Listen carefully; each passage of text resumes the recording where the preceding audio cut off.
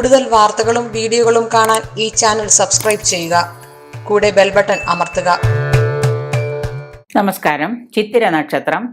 ചിത്തിര നക്ഷത്രത്തിൽ ജനിച്ചവര് സൗന്ദര്യവും ആകർഷകമായ കണ്ണുകളും ഉള്ള ആളുകളാണ്.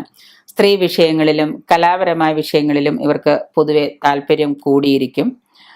ആഡംബരങ്ങള്, വാഹനങ്ങള്, നിറപ്പകിട്ടുകള് തുടങ്ങിയതിലൊക്കെ ഇവർക്ക് വലിയ താല്പര്യമാണ്.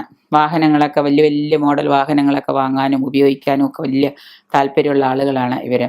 പൊതുവെ വലിയ ഉത്സാഹശാലികളായിരിക്കും ഈ നക്ഷത്രക്കാർ, ചിത്തിര നക്ഷത്രക്കാർ. ഇവരുടെ പ്രതികൂല നക്ഷത്രങ്ങൾ എന്ന് പറയുന്നത് വിശാഖം, തൃക്കേട്ട, പൂരാടം. ഈ നക്ഷത്രങ്ങൾ ഇവർക്ക് അശുഭമാണ്. ചിത്തിര ആദ്യ പകുതി കന്നിക്കൂറിൽ ജനിച്ചവർക്ക് അശ്വതി, ഭരണി, കാർത്തിക എന്നിവയും, ഈ രണ്ടാം പകുതി തുലാക്കൂറിൽപ്പെട്ടവർക്ക് ജനിച്ച കാർത്തിക, മുക്കാല്, രോഹിണി, മകയിരം എന്നിവയും പ്രതികൂല നക്ഷത്രങ്ങളാണ്. ചിത്തിര 2 കൂറിൽ വരുന്നതുകൊണ്ട് ഇങ്ങനെയുള്ള നക്ഷത്രങ്ങൾ ഇവർക്ക് പ്രതികൂല നക്ഷത്രങ്ങളാണ്. ഈ ചിത്തിര നക്ഷത്രക്കാര് വ്യാഴദശാകാലവും ബുധദശാകാലവും ശുക്രദശാകാലവും, വ്യാഴം, ബുധൻ, ശുക്രൻ, ഈ 3 ദശാകാലങ്ങളും വിധിയാമണ്ണം പരിഹാര കർമ്മങ്ങൾ അനുഷ്ഠിക്കുന്നത് നല്ലതാണ്.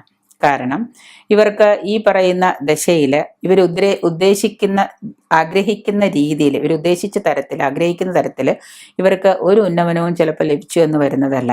ഇപ്പൊ വ്യാഴദശയാണ് എന്ന് വിചാരിച്ചിട്ട് ഇവര് ചില സമയത്ത് നല്ലതാണ് വരുന്നത്, എൻ്റെ എല്ലാ കാര്യങ്ങളും നന്നായിരിക്കുമെന്ന് കരുതി ഇവർ കൈകെട്ടി മിണ്ടാതിരിക്കും. ആ സമയത്തായിരിക്കും ഒരു തിരിച്ചടി പോലെ ചിലപ്പോൾ ജീവിതത്തിൽ ഇവർക്ക് പല കാര്യങ്ങളും നേരിടേണ്ടി വരും. പല പ്രതിസന്ധികളും പല പ്രതിബന്ധങ്ങളും സാമ്പത്തികത്തിലായാലും കുടുംബജീവിതത്തിലായാലും നേരിടേണ്ടി വരും. അതുകൊണ്ട് തന്നെ ആ സമയത്ത് ഇവർക്ക് ആഗ്രഹിച്ച തരത്തിലുള്ള ഒരു ഉന്നമനം, ജീവിതോന്നമനം ഇവർക്ക് ലഭിച്ചു എന്ന് വരുന്നതല്ല. അപ്പൊ അതുകൊണ്ട് തന്നെ ഈ ദശാനാഥന്മാരെ പ്രീതിപ്പെടുത്തുകയും ഈ ദശാസമയത്ത് ചെറുതായിട്ടുള്ള വഴിപാടുകളോ ദോഷപരിഹാര കർമ്മങ്ങൾ ചെയ്യുന്നത് കൊണ്ട് നിങ്ങൾക്ക് തീർച്ചയായിട്ടും ഒരുപാട് ഗുണങ്ങൾ കിട്ടും എന്ന് ഉറപ്പാണ്. അപ്പോൾ മറ്റ് തരത്തിലുള്ള ക്ഷേത്ര ദർശനവും പൂജാതി കാര്യങ്ങളൊക്കെ നടത്തുന്നത് നല്ലതാണ്. ഈ ക്ഷേത്ര ദർശനം നടത്തുമ്പോൾ ചൊവ്വാഴ്ച ദിവസം കുജനെ പ്രീതിപ്പെടുത്തുക കർമ്മങ്ങൾ പതിവായിട്ട് അനുഷ്ഠിക്കുന്ന നന്നായിരിക്കും.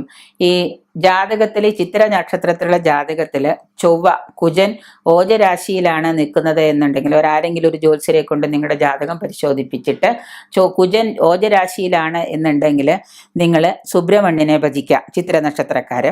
ഇനി അതല്ല, നിങ്ങളുടെ ജാതകം യുഗ്മരാശിയിലാണ് കുജൻ നിൽക്കുന്ന, ജാതകത്തിൽ യുഗ്മരാശിയിലാണ് കുജൻ നിൽക്കുന്നതെങ്കിൽ ഭദ്രകാളിയെ ഭജിക്കുക. അപ്പോൾ ഓജരാശിയിലാണെന്നുണ്ടെങ്കിൽ സുബ്രഹ്മണ്യനെയും, യുഗ്മരാശിയിലാണെങ്കിൽ ഭദ്രകാളിയെയും ഭജിക്കുന്നത് കൊണ്ട് നിങ്ങൾക്ക് ഒരുപാട് നേട്ടങ്ങൾ ഉണ്ടാവും.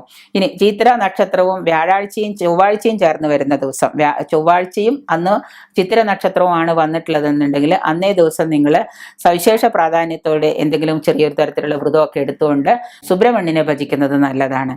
അപ്പോൾ നേരത്തെ പറഞ്ഞ പോലെ യുഗ്മരാശിയിലുള്ളവരാണെങ്കിൽ ഭദ്രകാളി, ഓജരാശിയിലുള്ളവരാണെങ്കിൽ സുബ്രഹ്മണ്യനെ ഭജിക്കുക. ഈ ഇത്ര തരത്തിൽ തുലാക്കൂറുകാരെ, ചിത്തിരക്കാര് മഹാലക്ഷ്മി ഭജനവും ശുക്രപ്രീതി കർമ്മങ്ങളും ചെയ്യുന്നത് നല്ലതാണ്.